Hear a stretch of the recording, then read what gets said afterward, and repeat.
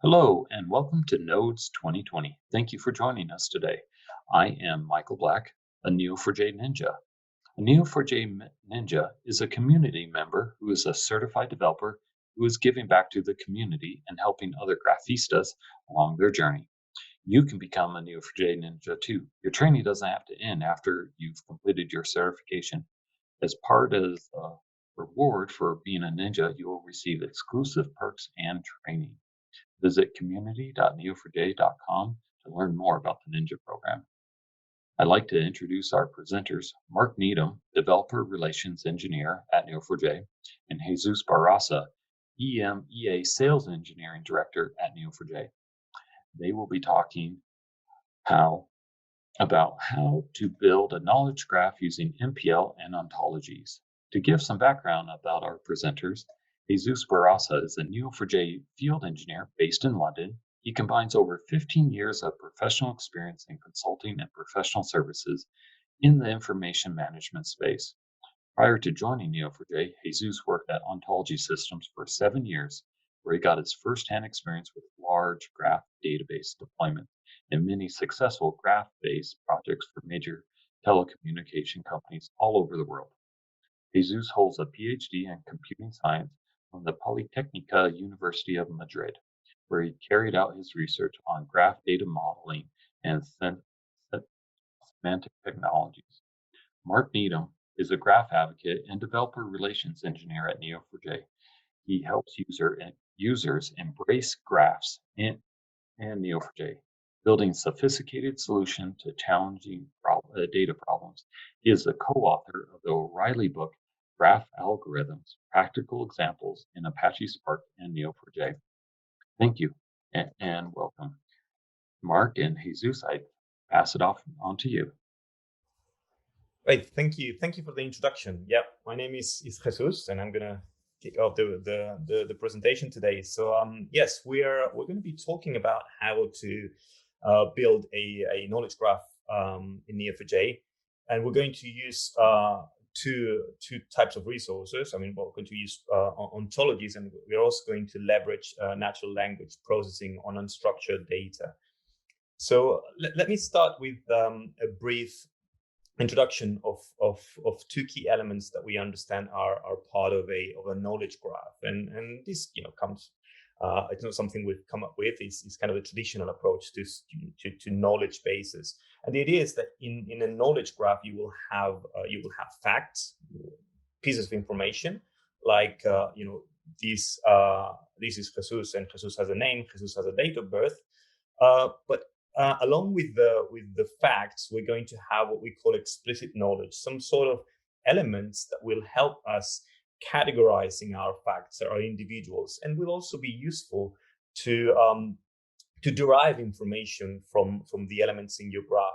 And like we're going to see today, we're going to use that also to determine things like, for example, similarity between elements and things like that. So what we call facts is what we typically will calling instance data. And what we call explicit knowledge can be, in a way, a formal representation of the schema, in a way, the description of your data. And sometimes this is called an ontology. And we're going to come to that in the second part of the presentation today, when we import actual ontologies. So or examples of facts, actual instance data. Well, that's the typical data that you import from when you bring relational data into Neo, when you bring JSON data, when you load it from semi-structured sources, as we're going to be doing today, like HTML documents. This is typically instance data, facts. But the explicit knowledge part will come from, for example, things like taxonomies, things like public descriptions, schemas, domain models, ontologies, any kind of metadata definition. And we're going to be covering that because we believe that that's what creates a powerful knowledge graph. And we're going to show how to build it, and then how to use it in Neo4j. So the topic today is going to be sports, football in particular, football as in soccer. If you're in the other side of the Atlantic, we're based here in the UK. So we're going to bring some taxonomies from one of the sources that we're going to be using today, which is Wikidata. So Wikidata, as you may know, we'll talk more about it. It's a huge repository, a collaboratively maintained repository of data, and we're going to extract from there taxonomies around football. We're going to use as unstructured data sources articles, in particular from the newspaper The Guardian here in the UK, obviously about football. We're going to be running entity extraction using NLP capabilities out of these articles in order to represent them in a structured way in Neo4j and link them to the taxonomies that we import from Wikidata. And then finally, we're going to enrich that with an ontology that we have specifically created for this particular domain. So what kind of things can we do with knowledge graph? And we're going to show some of them today, excuse me. So we're going to be focusing on the top two. The other two, I'll mention them, but will be sort of out of scope for today's session. So the first thing we're going to be able to do is semantic search. And what do I mean by that? So we're all familiar with syntactic type of searches where you look for a term and you're presented with all the, for example, documents that contain that particular term. That can be useful, but we want to take it to the next level in the sense that we are looking for concept. And we want to identify things that relate to that concept, even if the actual term describing that concept is not present in the document that we want to retrieve. So that's what we mean by semantic, being able to understand what we're looking for and make sense of it in the graph to be able to retrieve results for that search that are semantically related to that concept. So that's one of the things that we're going to be doing today. I mentioned before briefly that we can do things like semantic similarity as well. So once we have instance data, our facts, our articles represented in Neo4j, and we can link them to the concept that they're about. So let's say this article is about football, the Premier League football, or about Spanish league, and then we know that there are relationships between them. We can determine based on that sort of structural semantic similarity. And these are the two main things that we're going to be working on today. There are other areas that we will not cover today, but are also possible, which is inferencing. I mentioned before that when we have an explicit description of your domain in what we call the explicit knowledge part of the knowledge graph, that will make it possible to derive new information based on the one you have. So that's kind of generating new facts, more fact data based on the one that we have using the knowledge that's made explicit. So that's one of them. And the other one is kind of the opposite, is detecting inconsistencies. So is somehow in any way the instance data contradicting the formal knowledge, the explicit knowledge of your domain? Are you, for example, describing that an article about football cannot mention tennis? This is just a silly example, but is this kind of formal knowledge being contradicted in some way by the data? Is there any kind of semantic inconsistency? Well, these kind of things are also possible, but like I say, probably that's a topic for another session. So I'm going to hand it over here to Mark so he can walk us over the tools that we're going to be using today. Yeah, cool. So more or less the rest of the talk is going to be us showing you how you build one of these knowledge graphs from scratch. And so like Hazel said, this slide here is showing the tools that we're going to use. So we're going to start with the Wikidata Sparkle API. So Sparkle is a query language. In this case, we're using it to query over a database of triples. So this is the database behind Wikipedia. So you can see here, this is just explaining what it is. So it's like a free and open knowledge base that's edited by both people and machines, and it's basically the central storage behind wiki pages, and we're going to be pulling out the wiki pages to go with the metadata that Wikidata gives us.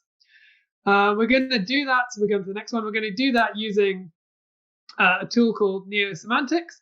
So this is a tool written and maintained by Jesús.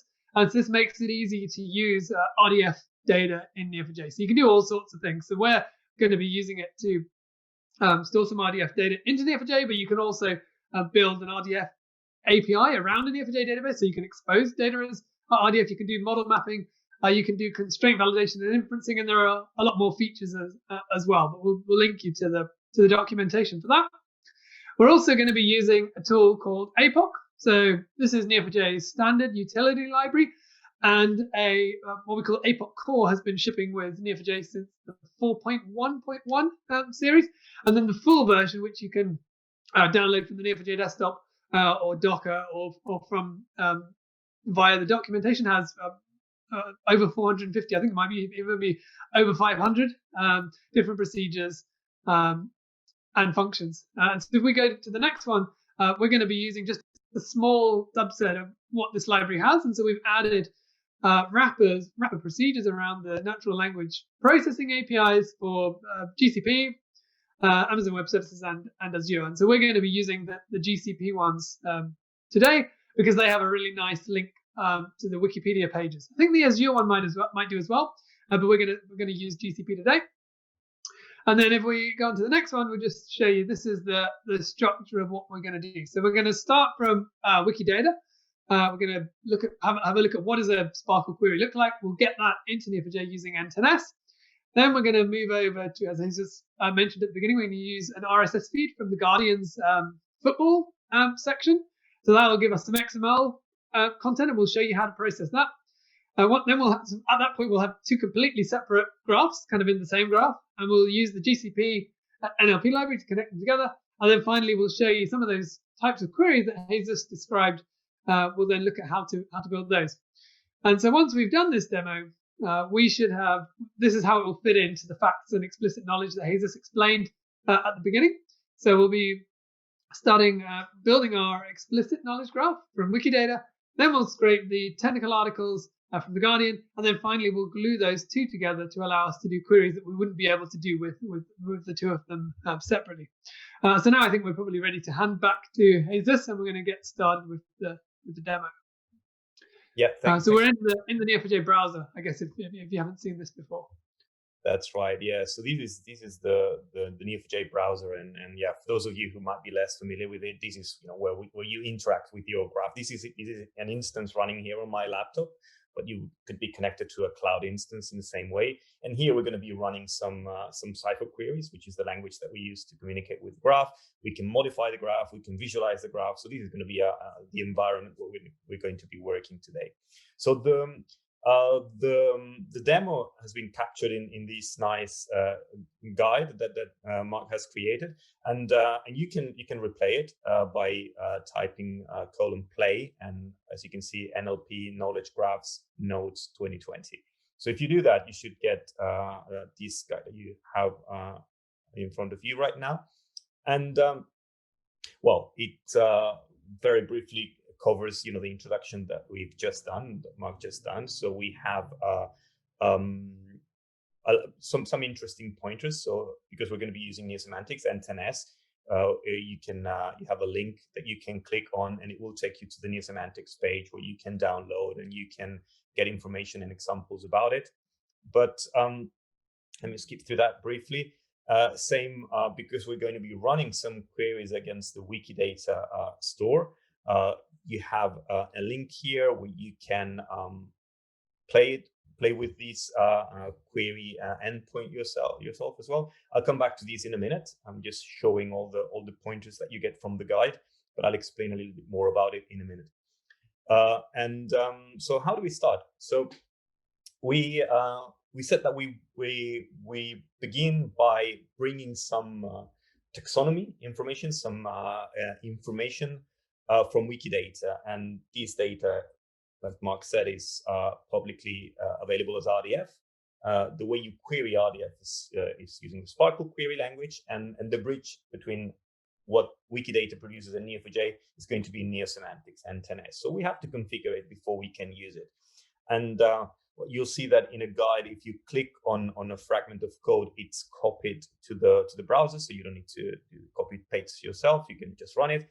And what we're doing here, just to begin, is we're going to create, this is a requirement before we can start using neo-semantics. So you have to create a constraint, a uniqueness constraint for resources. So that's the first thing. And then we're telling Neo4j how do we want the RDF data that's going to come from Wikidata imported into Neo4j.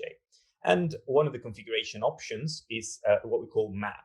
So I will not go too much into the details of RDF, but everything in RDF is identified by what's called URIs. This is a long identifier that we, in this particular case, we don't need to keep. So we want to transform it in something much more probably human readable, easier to query in Neo4j. So what the map option permits, or what we make do for us, is that we can define a correspondence, a mapping between the elements in this RDF vocabulary and some nicer terms in Neo4j. So that's what we're doing with this first part. So if I run that, essentially what I'm saying is when we find about, we're going to use this notation, which is more aligned with the standard way of naming things in Neo4j. And the same with part of, we replace this URI with a simple, much more user-friendly term. So if I run that, we should see that it all works fine. We have created the constraint and we have created the configuration. So we are ready to go to the next step. I can close this one. So this might look a bit scary, but it's simpler than you think. So if you see a long bit of text that's URL encoded, I'll show you what it is like. But effectively what's happening is that we are doing a call to the RDF input method. That's what one of the things that neo-semantics does for you. So we're going to run this magic code. I'm going to show you what it is. And the result is going to be persisted in Neo4j. So if I run it, I'm going to explain what's happening behind the scenes, because it takes a few seconds, because it's sending the request to Wikidata and bringing back the results. So this is effectively issuing this query that we see here. So we want to get information about football players from some of the most popular leagues here in Europe. So some of you might be familiar with Sparkle, but without going too much into the details, I'm looking for first of all, I'm looking for clubs.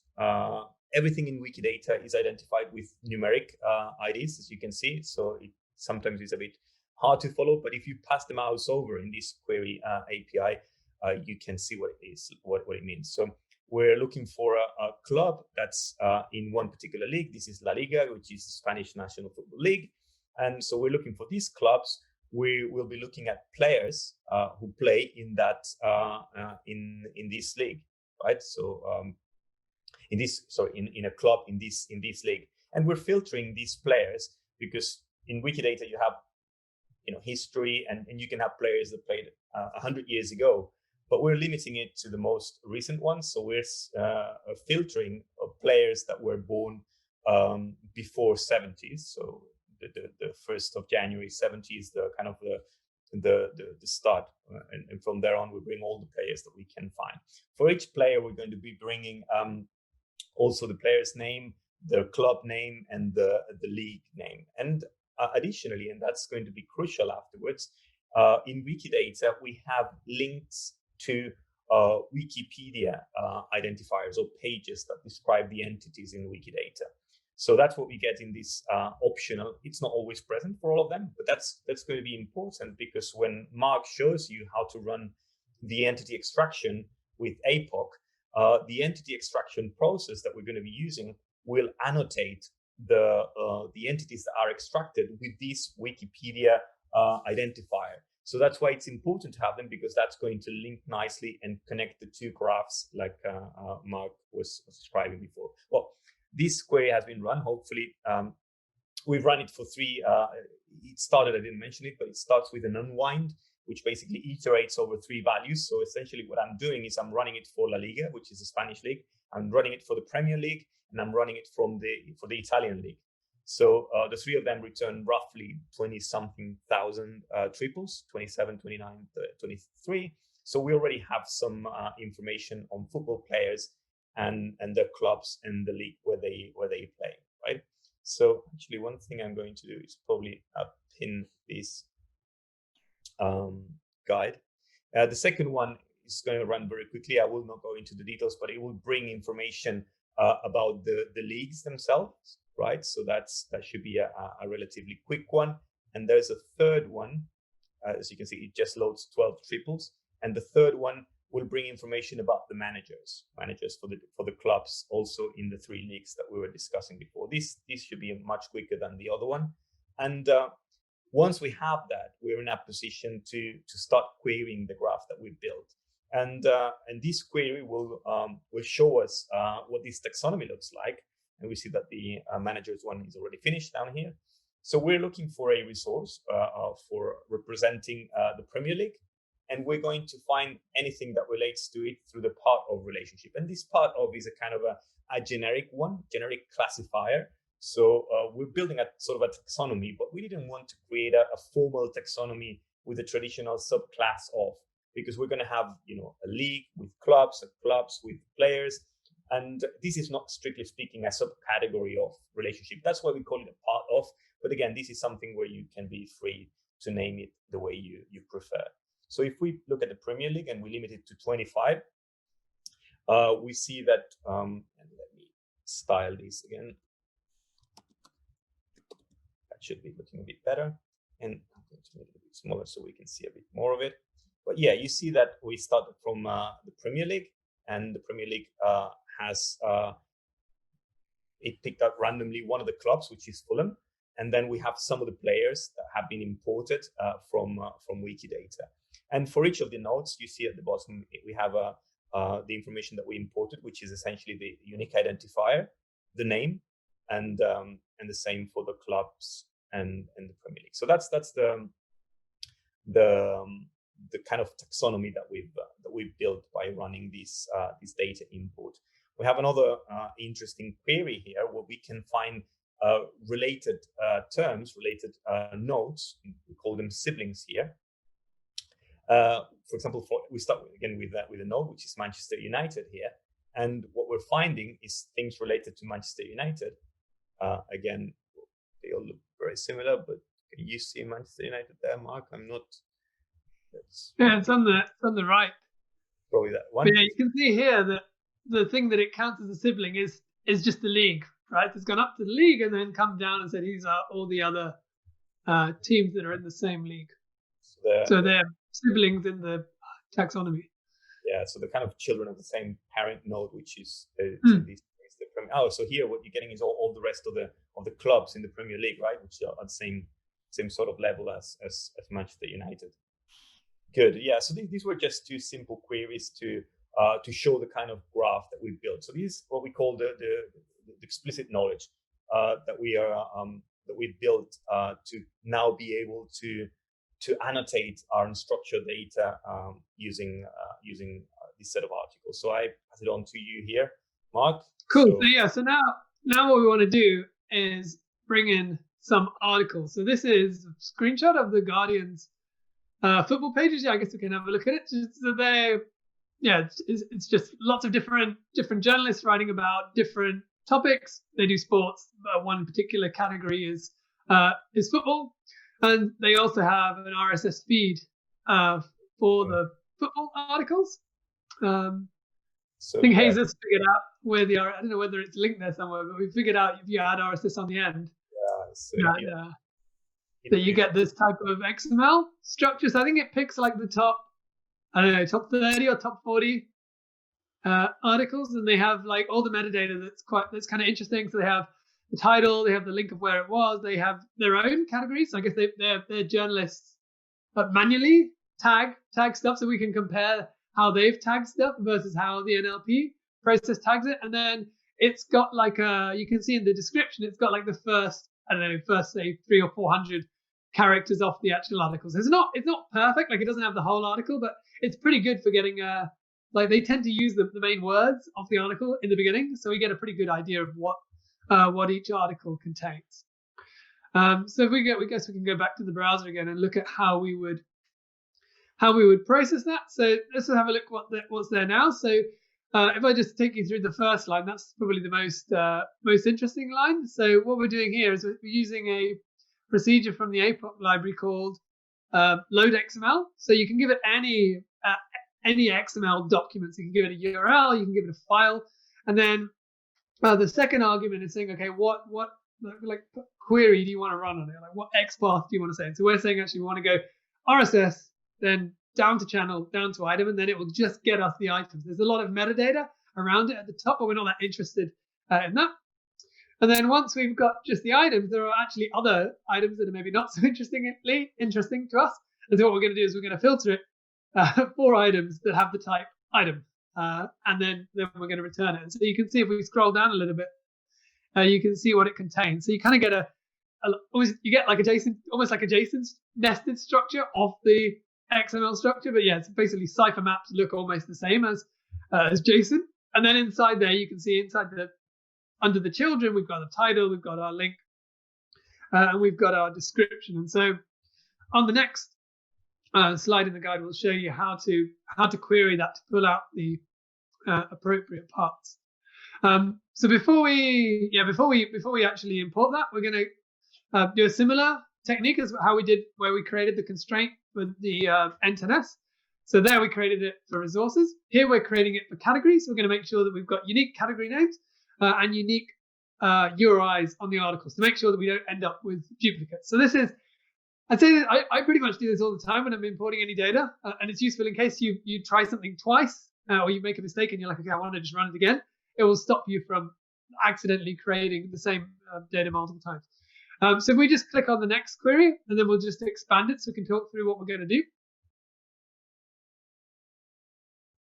Okay, so now let's have a look at the query to import the data in. So we just go through this. So notice at a high level, this is using a procedure called APOC periodic iterate. We'll explain how that works in a minute. But it takes in what we call a data operation and then it's kind of a processing operation. So our data operation is from lines 2 to 5, and that's the same query that we had before. So we're going to the Guardian RSS feed, processing that, and then returning like a stream of those values. And then on lines 6 down to 13, we're then processing the results of that. So we're pulling out the title, then we pull out the link or the URI, we get the description, the date, and then we get the manually assigned categories. And then on line 11, we're creating an article node for each one of those documents effectively inside the XML. And then we're setting a bunch of properties on there. So we set the body, and then we're doing a little bit of a regex to filter out the HTML. So they have a bunch of HTML tags in there. So they have like a paragraph tag, some image tags, but we don't really want them. So we take those out. And we also set the date and the title. And then finally on line 13, we're iterating through the manually assigned categories and creating one node per category and connecting them to the article. We're running this. So if you look on line 14, so we use it as it's got highlighted. We're using the APOC periodic iterate query, and so this allows us to do batch processing of data, which is really useful for importing in particular. And we're doing it. We're choosing not to do it in parallel because we're connecting things into the same categories. And so if we did that in parallel, we might end up with deadlocks. But if you were just creating a bunch of nodes, you can just do that all in parallel. And then you can see if we were to run this will actually load the live Guardian articles. But we've actually created a snapshot of it, which says this is just going to replace into the query. And so this is like a snapshot of the Guardian articles from a point in time where we know actually what's in there. So we've imported those now, so we can go. I guess the only reason is because we had to create some queries for the demo, and we have to know which articles, because the thing with an RSS feed is that it's quick. I mean, quite dynamic. So if you run it in 20 minutes from now, you might get a different set of articles. So that's why we went with that. But of course, you can run it on the live feed. So now we can check. What do we have?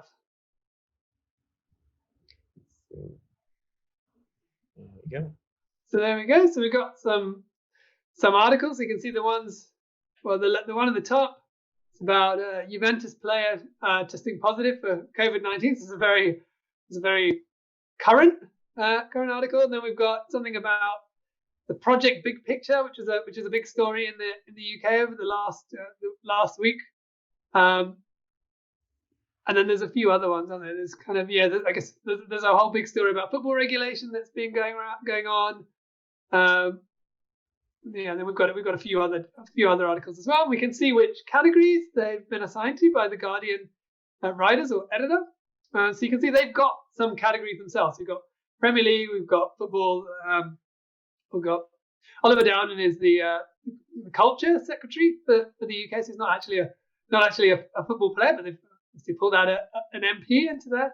And then you can see we've got kind of some other things. We've got Gareth Southgate's England football manager on the third one, and then a few other topics. But not really anything really specific, right? It's quite high level categories. So we were trying to guess how we thought this worked, and we thought maybe they have some predefined categories and they have to go and select them from a search box or something like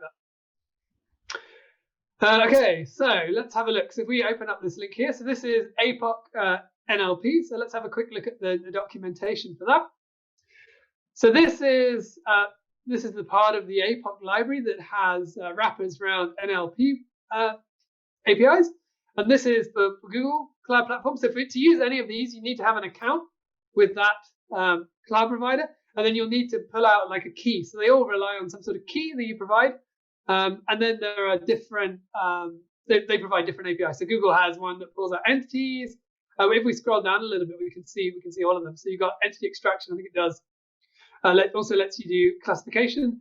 AWS and Azure have similar things, but sometimes they have a separation between what counts as an entity, and sometimes they refer to a key phrase. So they're really similar, but they separate them in their API. So we kind of at the moment we're just mapping one to one with what the API does. We have like procedures mapping each of those.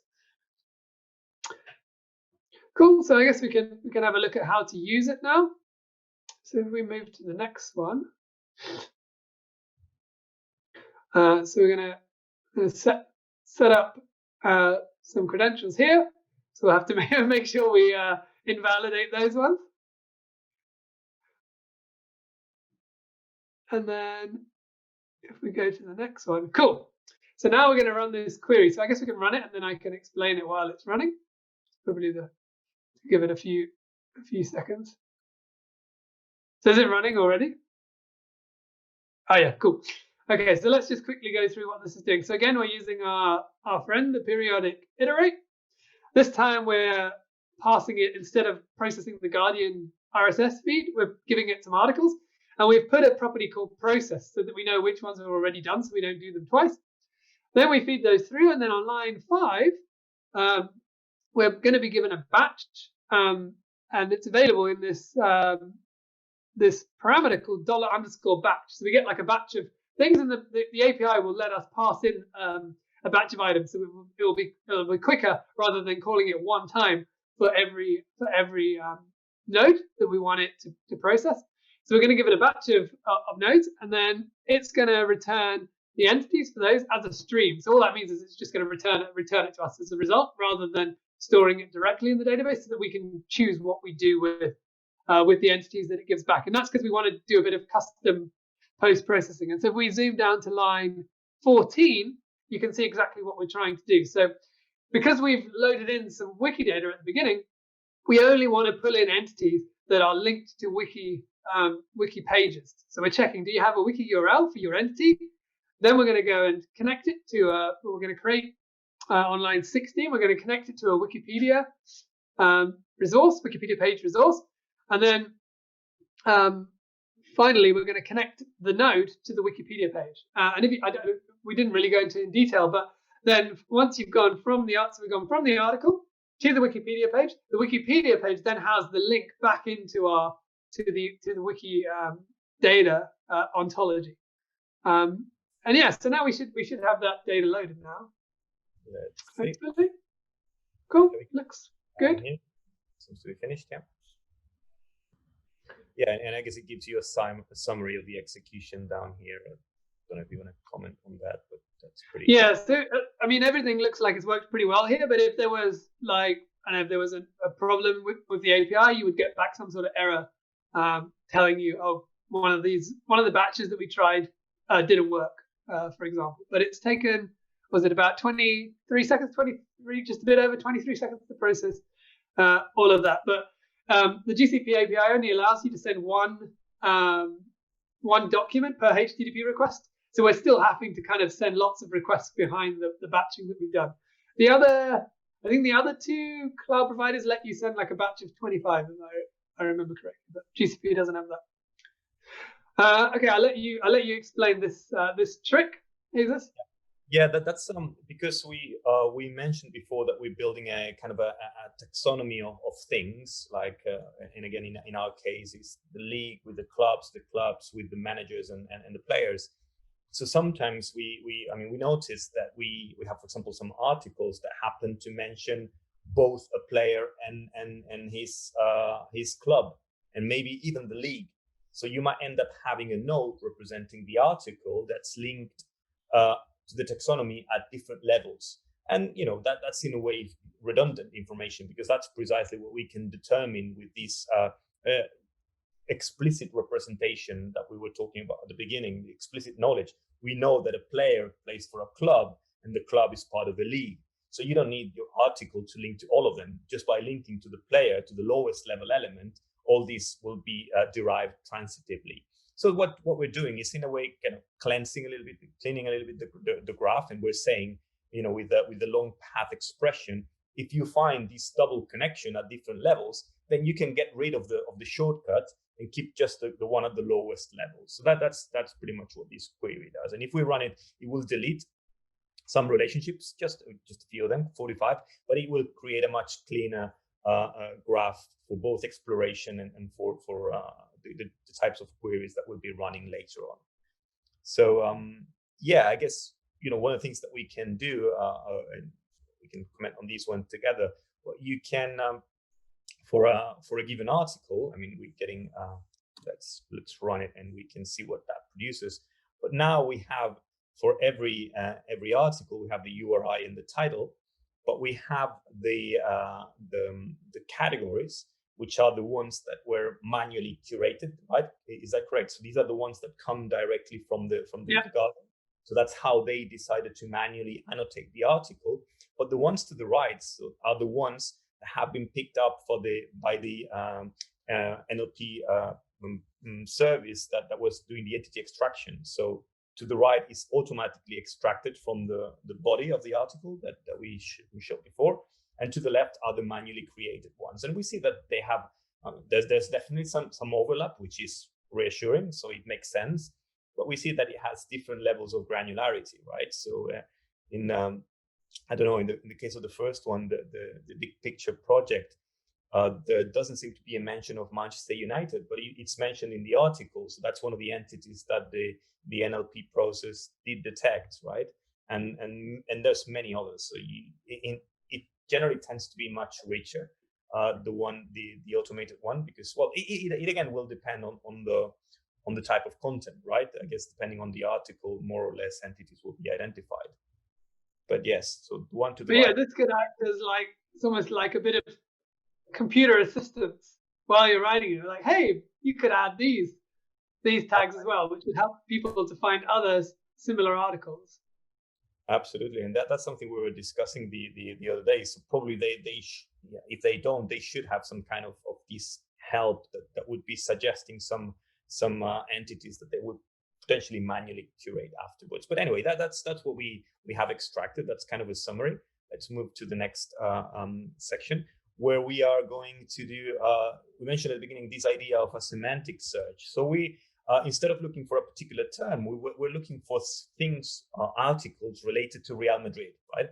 So what we do is we identify the node representing Real Madrid in our explicit knowledge that we wrote from Wikidata, right?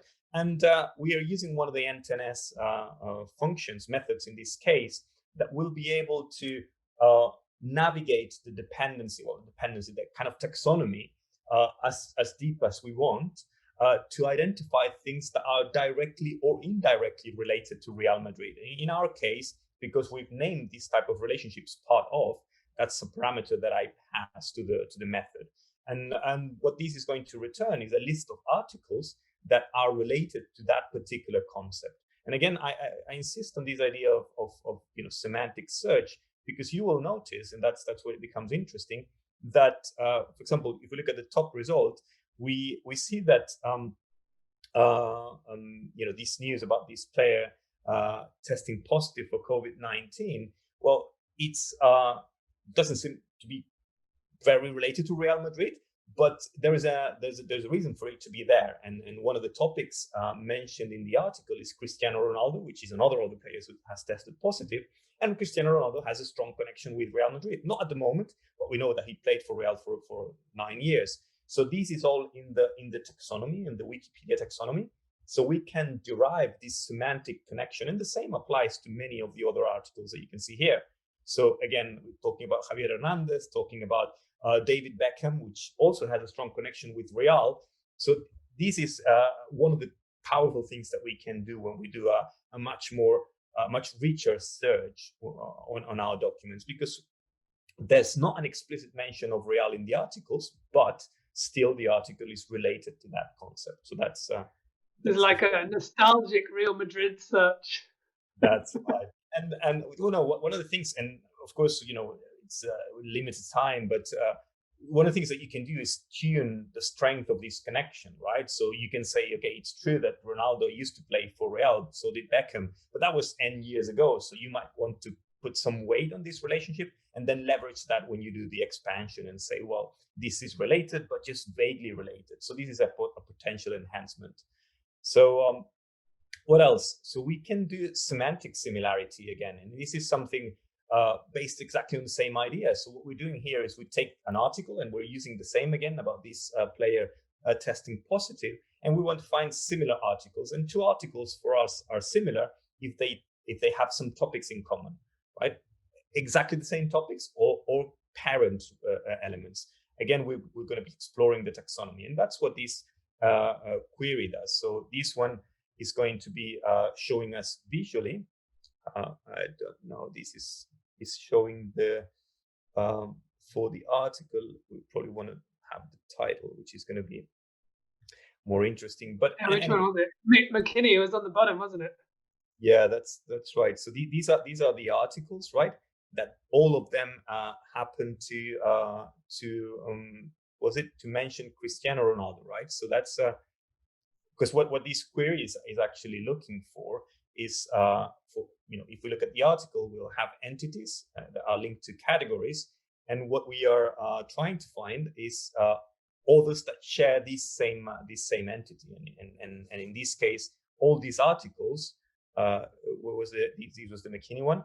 So all these articles have a topic in common, which is actually Cristiano Ronaldo, right? So this is the kind of semantic similarity, but this is the immediate one. They have a common topic, but we can, again, like we did before, navigate the hierarchy, and that's where the query becomes a bit trickier. But let's run it, and we can then explain what's happening here. What we have, and that's a much longer list of results, is which other articles are similar to the one we've selected about COVID, and what's the connection? Because again, this is the first result. So we have a Champions League final quiz. Who was the man of the match? And why is this related? Because these are the entities that were in there. And what's the overlap? Well, the overlap, it's not actually an overlap. It's an indirect connection. So we can see, for example, that Weston McKennie, which is actually the player who got tested positive, plays for Juventus.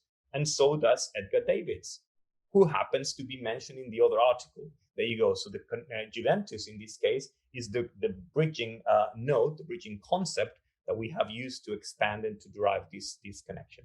And like this, we can have loads of related, similar in a way, articles. Now, an interesting thing is that this can be this is accurate, but sometimes we have, and this is a great example, articles that happen to have loads and loads of entities, topics. In this case, this article, because it's a listing.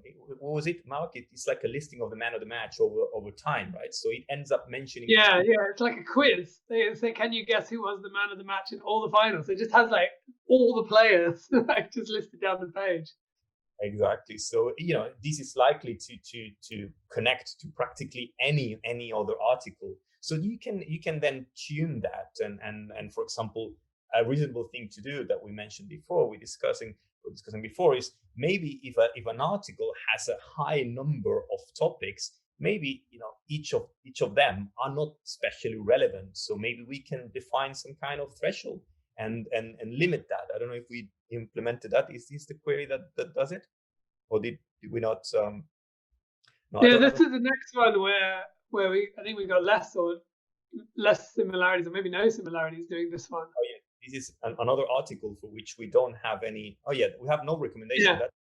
Because this article is about actually we can briefly show what it's about. So it's if we do if we just return the article,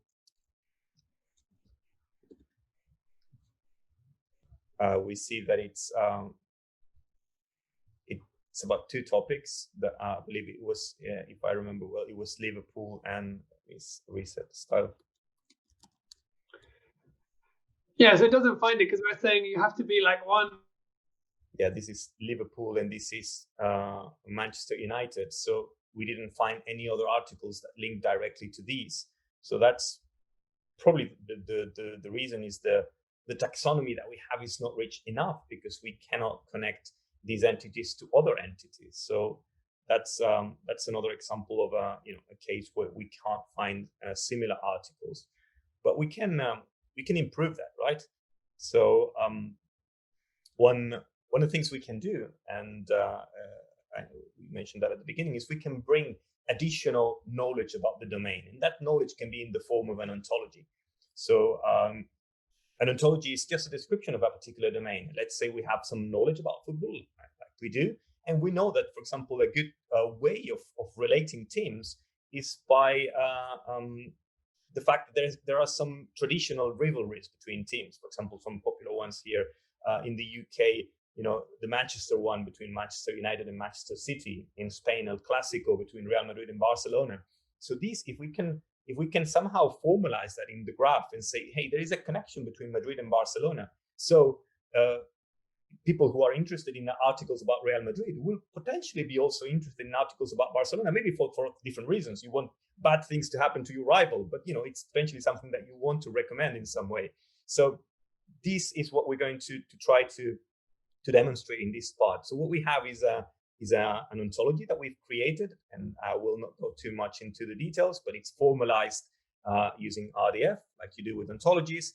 And in particular, this one is a SCOS, uses the SCOS vocabulary, which is one way of defining taxonomies. And we define things like the notion of a team rivalry, which is a concept, and we have some examples of it. I mentioned the Clásico, which is Real Madrid and Barcelona. We also have the Merseyside one, Liverpool and Everton. We have the Manchester one that we said, some others in Italy. So these already exist, and we're going to bring it into the graph as well. In order to do that, we're going to define some mappings like we did at the beginning. I'll go quickly through that, because all we're doing is essentially saying when we import the RDF, apply this translation so that it looks nicer. So we can do a quick preview of the ontology. So that's what the URL that I showed a minute ago. So if we use the preview method, this is going to show you what this is going to look like once we bring it into Neo4j. There we go. So we see that we have the concept of team rivalry, and we have a number of them. We saw the Clásico, the North London one, some of them in Italy, the Manchester one, and they are linked to the teams that are part of it. And as you can see, I'm using the unique identifiers of the team that we already been using before, which are the ones coming from Wikidata. So for example, the Manchester one of these will be Manchester United, and the other one will be Manchester City. So because this is a preview, I have not actually imported the data, but when I do, they're going to link immediately. So let's go ahead and do that. So if I just change the preview with import, this is going to bring these triples into the graph. 42 triples imported. That's pretty quick. And now we can rerun exactly the same query, the similarity recommendation sort of query, but this time we have additional knowledge. So we're going to hopefully get extra results. Let me bring that up and make that a bit bigger. And we see that now, let's take the second one, for example. So we see that the article that we selected is related to this other one because, the selected article is about Liverpool. It's bringing also connections between Let's take maybe another example here. Yeah, So no, that's a good one. The connection that's extra is that it's kind of suggesting there's some similarity between the articles because they both feature teams. So in this one, I guess the first one's pretty good, right? Like, okay, the Everton and Liverpool are in the Merseyside derby. So that one's pretty good. Interestingly, we noticed that on the Guardian's tagging of stuff, they separate men's football and women's football into different teams. They consider them completely different teams. But the NLP library has no idea. It's just like, well, you're talking about, in this case, Everton, Manchester United, and Liverpool.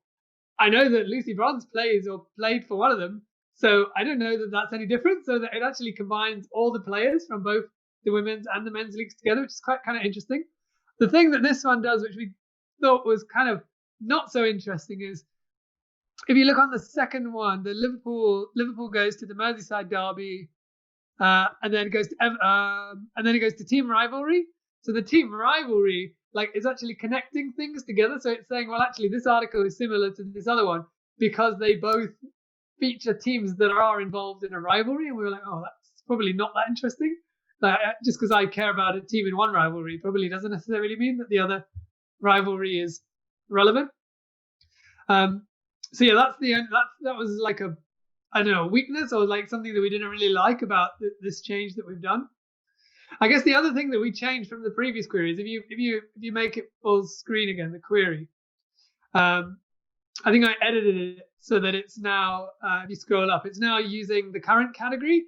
So before we used to say you had to have a parent category in common, but on line 3, we're now saying that you could have just one of the linked categories in common. So if we wanted it to be exactly the same, we need to delete the 0, and that will take out like all the direct links. So if there's like a link from the direct category, it will remove that. So if you take the 0 out, we'll get different results on both sides. And I guess the idea is that you can tune it depending on the case, and until you find the right that filters out some of the noise you want. Yeah, so I guess this is like now what we've got. So the previous one, I guess, was sort of finding anything to do with. It's kind of very, very specific. It's like Man United, Liverpool. It'll find you anything to do with that. Whereas now we're saying, actually, I want something maybe not exactly the same. Like, give me a little bit of variety. So I want something that it's kind of similar, but not exactly the same. So yeah, you could, maybe it is that you actually play with those parameters, and it isn't just finding the same category that gives you the most interesting results. I guess on the next one we edited the query to see. So if you look on the where clause, line 6, line 5, we were already we didn't mention this, but I don't think we did. At least we were already filtering out the league, because otherwise the league is one of those really almost like a supernode. It dominates everything. It's like, well, all the clubs are have that as their parent. So it's like, so if I like something about one Premier League team, does that mean that I want to read every bit of Premier League news? Probably not.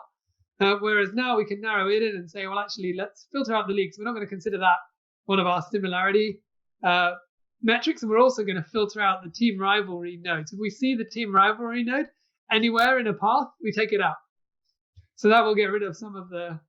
Yeah, so you can keep refining, but the idea is that you can sort of trim the exploration, and when you hit nodes that are if you go up in the hierarchy, you become too generic, and that recommends everything. So yeah, there's small tweaks like these that will incrementally improve the similarity, the semantic similarity, or the recommendations. So that's yeah. So I think that's what we did on the next one. So originally we were sorting by which one had the most paths, like the pair of articles with the most paths. Then we changed it to say, okay, let's not do the count of the paths. So on line 17, we're now saying like longer paths get down weighted. So we kind of give you a score. So if you had a path of 2, you'd get 0.5. If you have a path of 3, it's 1/3. If you have a path of 4, it's 0.25. And then we sum all those together. So then it's but now it actually starts to favor that really annoying Champions League final quiz again, because it's got so many entities associated with it, which then leads us back to what Jesus mentioned like 10 or 15 minutes ago, which is, well, actually, if you've got loads of entities, that means that you're not really about any of those things. Like, just because it mentions the word Edgar Davids, like, as the answer to one of the questions, that probably doesn't really mean it's interesting to you if you're looking for content. related to Edgar David. So by dividing, so if you see the size similar article entities, we're actually dampening or downgrading or dampening each of the entities, so that we hopefully find ones where they're actually like unique on an article. So if we run that last one, then it kind of gives us the results in a different order again. So now it's kind of saying the most interesting article would be this one about a world 11. There's then another one about what happened to the next generation of 2015, and they're both being linked via one's via, well, the third one there's via the Merseyside derby. We've got some of them by Liverpool players. There's one about Manchester United's transfer, and I guess it mentions, so it links to it goes to Mourinho. So Mourinho must be connecting us to that one. This is like a torment. I support Man United, if you hadn't realised, and Jesus supports Real Madrid. So he's nearly always in a better position than me whenever we do a presentation. Yeah. Well, but I guess we finish here. But the idea is that we kind of give you the tools. Well, first to build the knowledge graph, how you can import from the different sources that we've been talking about today, how you can leverage NLP to extract these entities and link them to the explicit knowledge. But then, the process of determining the semantic similarity for query expansion or for recommendation is kind of an iterative process. And what we've done in the last 2 minutes is exactly that: show you how this would happen in a real. So when you import it, I mean, if you reproduce that, maybe you will get different results or in a different domain. So this is the kind of thing where you probably have to customize it to your need. But yeah, that's I guess that's us. I don't know if you want to add something else, Mark. That's I guess maybe we can put I don't know if you have it on the history. We could put the link back for the guide in case people want to follow it along. So yeah, so if you want to play with it in your own Neo4j, either like create a desktop version of Neo4j or create yourself a Neo4j sandbox, so sandbox.neo4j.com, and load it in there and just play around with the data. And I guess if you do it with the latest Guardian articles, you'll probably see some slightly different results, which might be will be interesting to play with. But yeah, other than that, I guess we're done. So yeah, thanks for coming to the talk, and enjoy the rest of your day as well.